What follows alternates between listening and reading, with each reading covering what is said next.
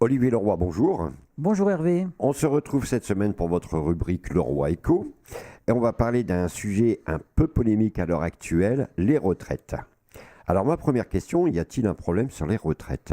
Deux réponses à cette question. On pourrait dire à la fois oui et à la fois non. En fait, il y a une grosse partie de la population des retraités qui a des retraites très confortables et une autre partie qui, elle, a des retraites très très faibles qui ne permet pas de vivre décemment.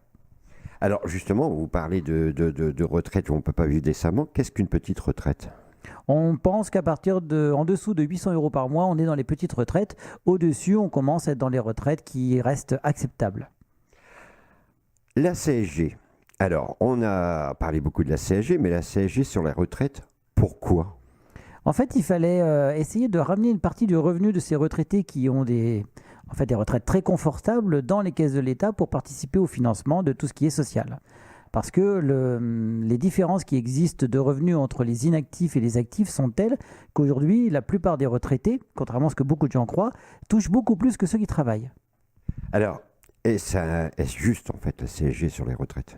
Si on considère que les gens qui ne travaillent pas touchent plus que ceux qui travaillent, à ce moment-là, la CSG est plutôt juste.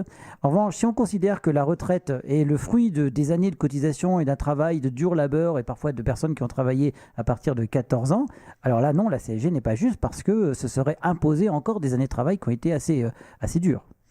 Existe-t-il des retraités riches à l'heure actuelle? Oui, bien sûr, il y a des retraités qui sont riches. Alors, qu'est-ce qu'un retraité riche? C'est un retraité qui gagne plus de 4 000 euros par mois et ils sont plutôt nombreux. 4 000 euros par mois, donc c'est une très bonne retraite. C'est une excellente retraite et en fait ces retraites sont dues à en fait une vie qui s'est écoulée pendant des périodes assez fastes. Il y a eu des années où les salaires ont augmenté au fur et à mesure de l'inflation et donc les salaires étaient très importants. Parfois il y a eu des années où les salaires ont augmenté de 17% par an, c'était énorme. Et les retraites sont calculées sur ces années-là en francs et en euros constants, si bien que ce qu'ils touchent aujourd'hui est très important par rapport à ce que touchent les actifs. On avait aussi la possibilité d'investir dans l'immobilier plus facilement. Alors ça, c'est un grand problème qui est soulevé par les retraités.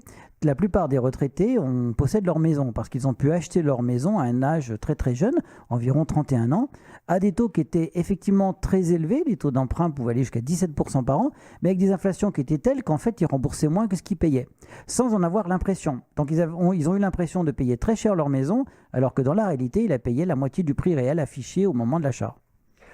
Vous parliez d'un âge moyen de 31 ans pour l'acquisition d'une maison. À l'heure actuelle, c'est quoi l'âge moyen d'acquisition?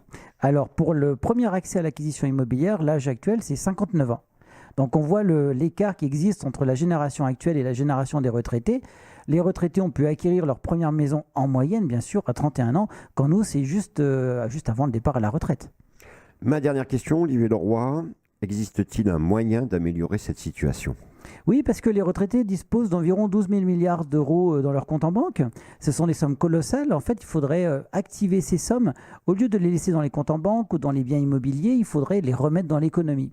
Alors, c'est un des rôles de la CSG et c'est aussi un des rôles de certains emprunts qui vont être lancés pour aller chercher l'argent là où il est, c'est-à-dire chez les retraités qui ont peur de l'avenir, pour l'insérer pour des générations de personnes qui vont créer des entreprises et qui vont activer ces sommes pour créer de l'emploi.